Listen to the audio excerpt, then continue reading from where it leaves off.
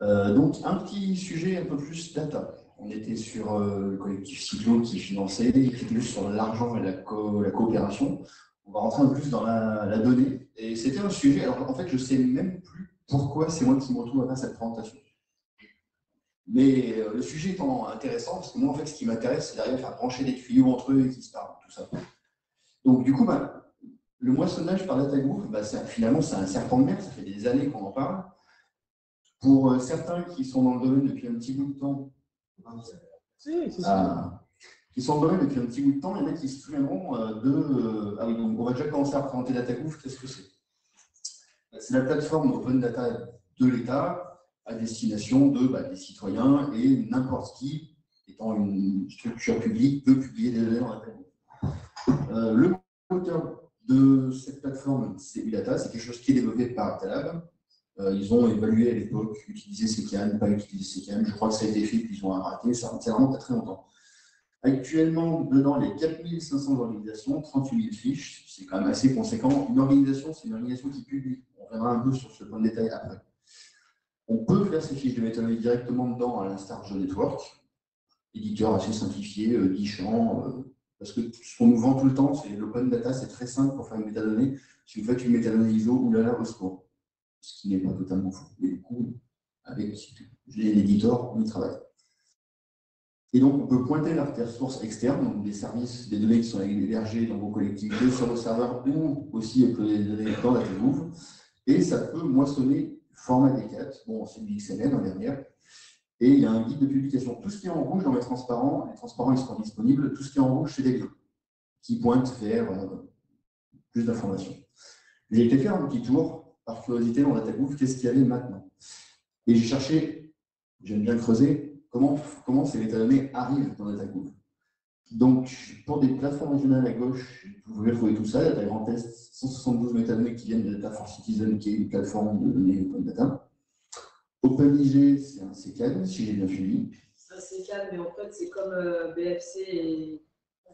C'est caché derrière OneGeo. Ouais. D'accord.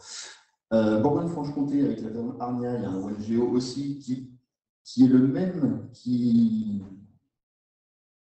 fournit les métadonnées de la région Bourgogne-Franche-Comté. La même plateforme à une adresse donnée peut représenter plusieurs organisations dans DataGouv. Pour des raisons de visibilité, les collectivités aiment bien avoir leur logo et n'aiment pas beaucoup avoir leurs données qui sont présentées sous le logo de quelqu'un d'autre. C'est un détail, mais bon, qui a son importance. J'ai trouvé une métadonnée de Sigal. Guillaume, je suis désolé. Alors, du coup, je ne sais pas si c'est un reste, si c'est un oubli, ou si personne n'a les clés. Et en fait, on trouve plein de choses sur Pain, parce que comme tous les catalogues de métadonnées, ça a un intérêt si ça vit, si c'est rempli, si c'est mis à jour, ainsi de suite. Et donc, on trouve des choses. Typiquement, le fiche paquet et Craig existe dans DataGouv, parce qu'on a dû avoir un compte il y a très longtemps. On a dû avoir des métadonnées comme tout le monde qui ont disparu à un moment dans le temps. Il y a aussi, par exemple, le prodige de la région Rhône-Alpes, de la région et de la région Rhône-Alpes, qui existe sur DataGouv, mais qui ne publie rien. Je ne sais pas pourquoi. Et après, il y a quelques fiches de métadonnées pour les régions. Ça fonctionne assez bien, parce qu'en général, c'est de l'Open Data Soft, du OneGeo. La région aura publié des jeux de données, a priori, à travers transport.data.gouv, j'ai l'impression. Et l'IGF a des fiches de métadonnées. Alors, Benoît, je ne sais pas si quelqu'un à l'IGF fait directement les fiches dans DataGouv. C'est l'impression que j'ai eue, parce qu'elles avaient l'air assez propres. Souvent, quand on moissonne, quand même, bon, voilà, on y reviendra aussi d'ailleurs. Je sais qu'il fait ça, mais je ne sais pas comment il fait. D'accord. Et pour Rennes, il y a pas mal de jeux de données qui viennent d'EDS, mais il y a aussi une autre organisation Rennes qui doit être. C'est la plateforme. La passerelle Inspire. D'accord. Donc c'est quand même assez compliqué, toutes ces histoires de. On n'a pas envie de recopier, renseigner nos métadonnées à 43 endroits, on aimerait bien que ça remonte. Alors après. Et du coup, voilà. Il y a longtemps, il y avait geo.data.gouv qui faisait remonter magiquement tous nos catalogues de métadonnées ISO dans DataGouv. Pour des raisons sur lesquelles on ne reviendra pas, ça a disparu. Donc, plein d'organisations se sont retrouvées avec zéro jeu de métadonnées. Ils ont disparu. Et puis, du coup, on se dit, OK, maintenant, dans le nouveau DataGouv, on peut se faire moissonner. Ça s'est moissonné du CSW. Mais entre-temps, on est tous passés de Azure Network 3 à Azure Network 4, qui n'avait plus le bon point de moissonnage qui allait bien. Et puis, je ne sais plus vraiment comment le support de D4 dans Azure Network est revenu en 4.2 quelque chose. Donc, j'en ai confirmé qu'en 4.2.3, ça ne marchait pas, mais qu'après, ça marche. 4.2.3, c'est le premier qui marchait à peu près. Alors, évidemment, tous les Orchestra 23.0 quelque chose sont en 4.2.2. Voilà. Mais ça avance. Qu'est-ce que je disais après? Ah oui, c'est bon, on passe à la suite. Et donc, par curiosité, on s'est dit qu'il faut faire les tests. Donc, je me suis dit, il se trouve qu'on a une démo du Orchestra qui est hébergée sur des serveurs à Pau par une association qui s'appelle le POLA, qui est le LUC de Pau. Il y a des ressources, il y a du stockage dessus, il y a des ressources de la mémoire. Donc, on a une démo du Orchestra qui marche bien dessus. Et du coup, c'est toujours la dernière version. Donc, on a un 4.2.8 qui est la dernière version de Azure Network dans Azure Orchestra. Et cette instance de Azure Network moissonne tous les catalogues de la communauté Azure Orchestra qui sont renseignés sur le site de Azure Orchestra /community. Pierre a fait un peu de magie, ça extrait ça automatiquement. Et puis, il y a des moissonnages qui sont faits manuellement, pas régulièrement. C'est-à-dire, cette plateforme-là ne massacre pas toutes vos instances toutes les nuits. Rassurez-vous. Parce qu'il y a, finalement, il y a quand même 20 000 jeux de métadonnées dans cette plateforme. C'est bien, ça permet d'avoir un bon corpus de tests. Alors, dans le lot, il y a 19 565 métadonnées, mais si on va sur le point de moissonnage CSW, on a plus de 18 600. Et si on va sur le point de moissonnage OGC API Records, qui est censé remplacer CSW sous la houlette de OGC API, c'est la même chose en mieux, il n'y en a plus que 11 300. On ne saura pas pourquoi. Et cette idée, donc cette plateforme de test, ce Azure Network, c'est un bac à sable, on peut tout tester. On va essayer de le faire moissonner par demo.data.gouv.fr, qui est la plateforme de démo de DataGouv, sur laquelle, si vous avez un compte sur DataGouv, vous avez un compte sur demo.data.gouv. Très pratique pour faire des tests pas en production. Donc, alors, en collaboration avec Etalab, avec une développeuse Etalab, Estelle Modé, on a travaillé dessus au Géoroom de l'IGN l'an dernier. C'est aussi à ça que ça sert les codes sources. C'est pareil de faire rencontrer les gens et d'arriver à avancer très rapidement sur un sujet. Il y a 2 points de moissonnage qui ont été configurés dans demo.data.gouv pour tester ces deux méthodes, parce qu'en fait, l'idée de départ, c'était, ça c'est le lien vers un ticket Etalab pour, on aimerait bien que le moissonnage des catalogues de network par DataGouv fonctionne mieux. Donc, plein de gens ont échangé sur le sujet depuis environ 1 an et demi, 2 ans. Donc l'idée, c'était d'arriver à tester ça. Alors, les premiers tests. Autant vous dire que ça n'a pas été simple.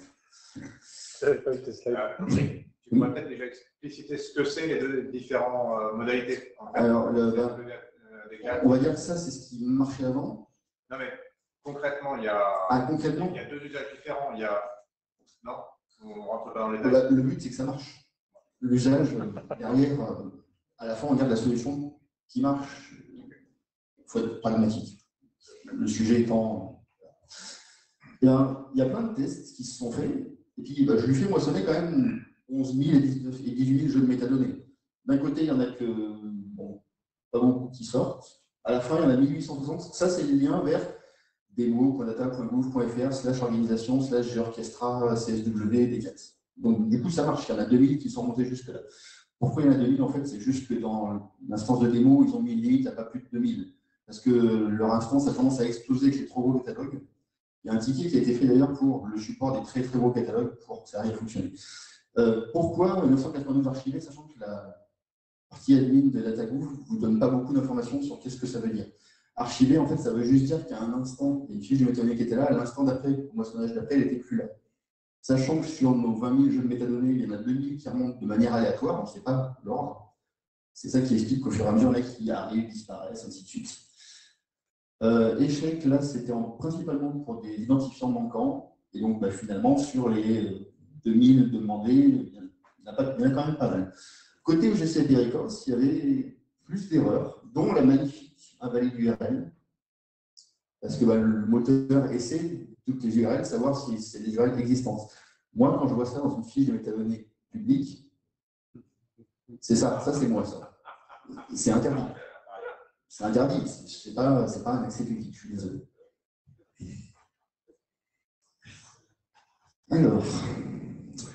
Alors là, c'est vraiment, bon, c'est quand même, ouais. Tout ça, c'est technique, on s'en fiche. C'est compliqué, en vrai, j'ai perdu du temps. Par exemple, ben, on peut demander 15 000 enregistrements en EGC API Records, mais la réponse prend 4 minutes à se faire et vous recevez 82 mégaoctets de XML. D'où ben, ça marche une fois qu'on dit prends plus de temps pour faire la requête. Et ben, le gros souci à la fin, c'est que tout apparaît comme venant du moissonneur, ben, demo.data.gouv, alors qu'en fait, dedans, il y a ben, une vingtaine de catalogues moissonnés, et dans ces 20 catalogues moissonnés, il y a déjà des sous-catalogues moissonnés. Et des sous-catalogues, enfin, vous comprenez l'idée, on perd toute la provenance. Donc déjà, ça aide pas beaucoup. Mais il y a quand même des bons exemples. Donc, du coup, tout ça, c'est les liens, on ne va pas aller dessus directement, mais ça c'est une fiche de méthodologie qui vient de Géo-de-France, mais il me semble que ça vient d'un Job Network de la région Hauts-de-France. Je ne suis pas certain. Et il me semble que ça correspond à cette. Je ne sais plus quelle fiche c'est quoi. Ça, c'est des fiches qui marchent très bien, par exemple. Dans demo.data.gouv, il y a l'indicateur de qualité de la méthodologie.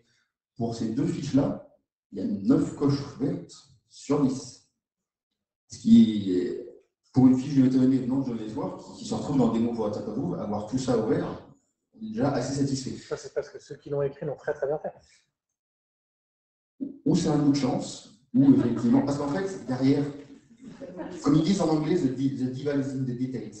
Vraiment, il faut s'envoyer des XML pour savoir quel champ il faut remplir avec quelle valeur pour que ça tombe et en face. Et puis, ben, cet indicateur de métadonnées qu'on a dans DataGouv, il a inspiré très fortement l'indicateur de métadonnées qu'on a dans le DataHub. On est d'accord. C'est dans le ticket des jeunes du Core QI, c'est bon, ben, l'inspiration vient de là. Sauf que pour la même fiche de métadonnées, là, on est, wow, c'est génial. Et puis là, on est dans DataGouv. Là, pour la même fiche de métadonnées, la fameuse fiche de métadonnées des Campagnols en Bretagne du groupe Logique breton, la fiche, elle est parfaite. Dans DataGouv, bon, elle est presque parfaite. Il manque juste la couverture temporelle, c'est super facile à remplir en vrai dans la métadonnée. Et puis, il manque juste l'histoire de la licence. Oui, la couverture temporelle, pour que la couverture temporelle la coche soit verte, il faut remplir ça dans les XML. C'est effectivement le champ, alors je ne sais plus si c'est la vue avancée, la vue inspire, quel onglet, mais ça tombe en marche. Donc du coup, ben, ça c'est tous les indicateurs de qualité qu'il faut cocher pour que la fiche soit verte à 100% de mon DataGouv. Il y en a qui sont assez faciles.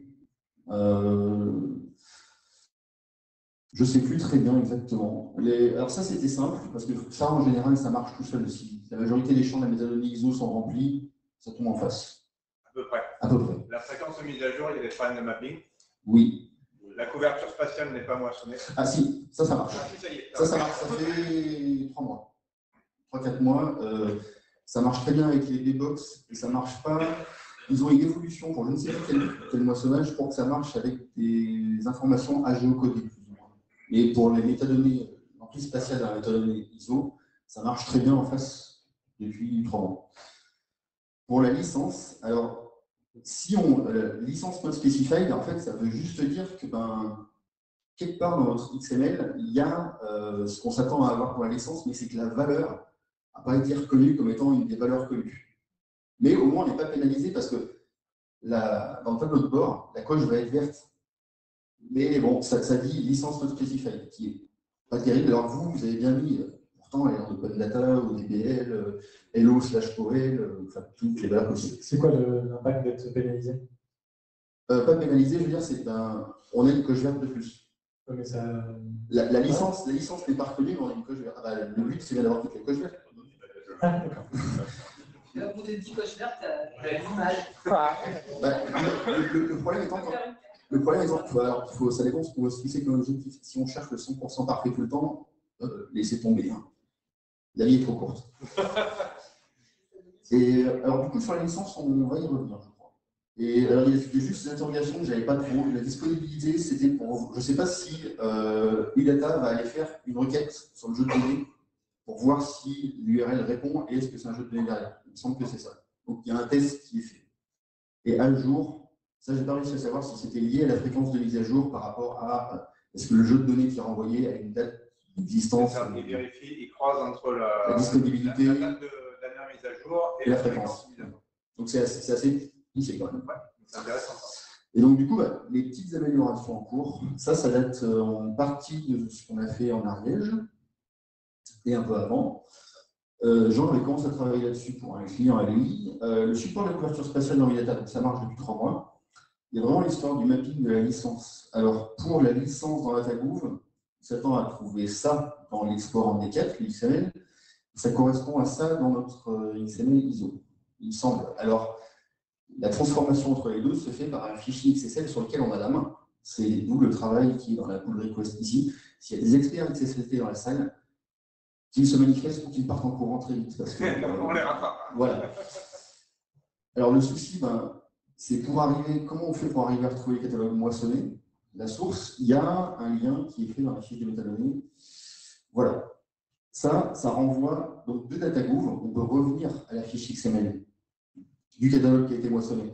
Mais si vous moissonnez un catalogue qui est moissonné, c'est compliqué de savoir comment on revient à la source de la source de la source. Donc on se dit que dans ce cas-là, la source de la source de la source, ça va être le point de contact. Sauf que le point de contact, actuellement, il n'y en a qu'un, c'est le catalogue qui est moissonné. Les gens des talents qui travaillent là-dessus l'ont quelque part sur leur tableau de bord des choses importantes à faire remonter parce qu'ils comprennent bien que dans les années ISO, il y a plusieurs contacts, plusieurs rôles, et on aimerait avoir plus de finesse là-dessus. Parce qu'ils sont là, en fait, les contacts dans l'export en D4.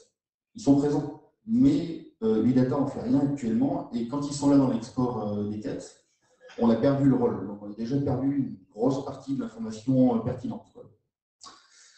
Ça, je l'ai encore fait remonter la semaine dernière. Ils sont bien que ça, quelque part, ça va venir dans les priorités. Et après, le reste, ça, c'est des choses sur, finalement, c'est à force de tâtonner avec le XSL, j'ai commencé à comprendre ce que Jean avait changé.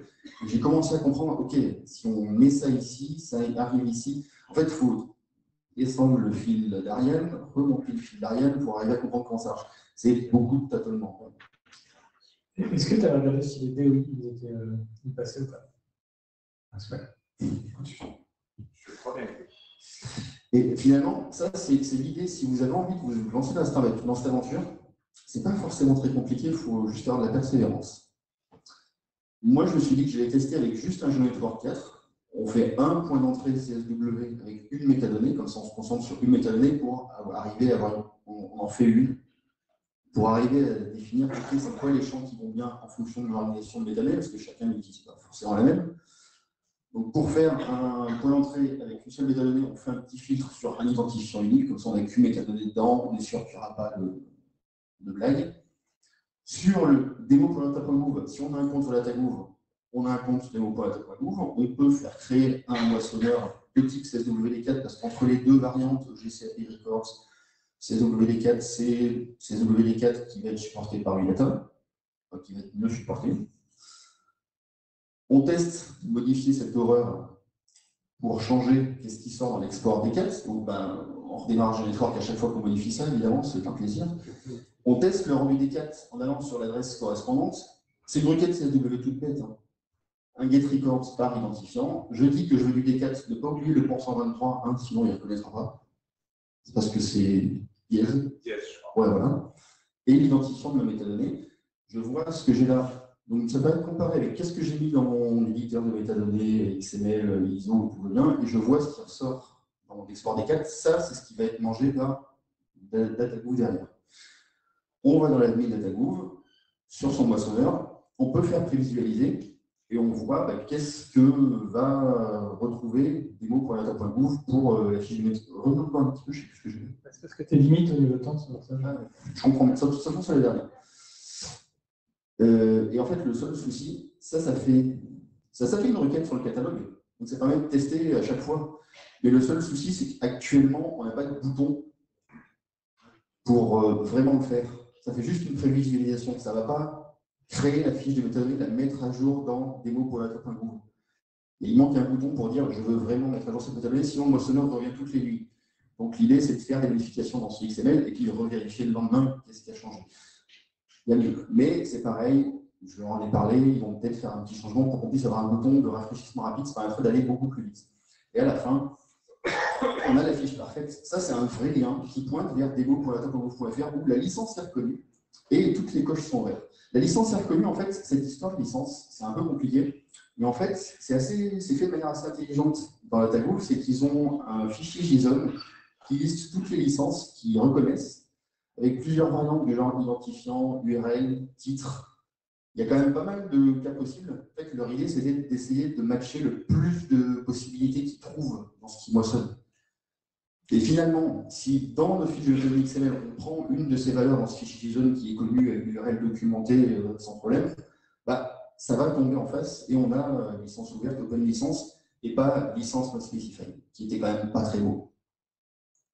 Alors, cette fiche, en fait, je l'ai prise de celle que j'ai trouvée dans le catalogue des Jeux de France, moissonné par le catalogue de la région de France, moissonné par DataGouv, moissonné par demo.georchestra.org, édité à la main, et je ne sais plus dans quel catalogue je l'ai mis, et à la fin, en fait, j'ai modifié juste 3-4 champs pour essayer de comprendre d'où venait la fréquence, l'étendue temporelle, qu'est-ce qu'il fallait changer pour la licence, qu'est-ce que, si je change dans tel champ, le titre, le résumé, ça se retrouve dans la métadonnée de demo.data.gouv.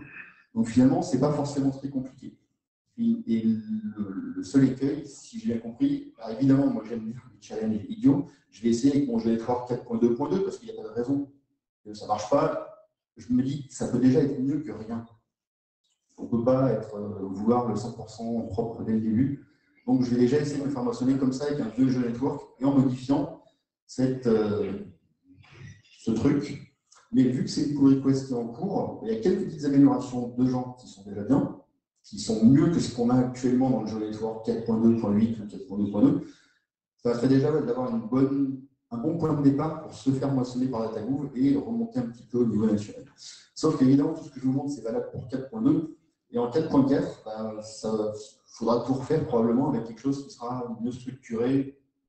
Jean, tu peux en parler un peu mieux?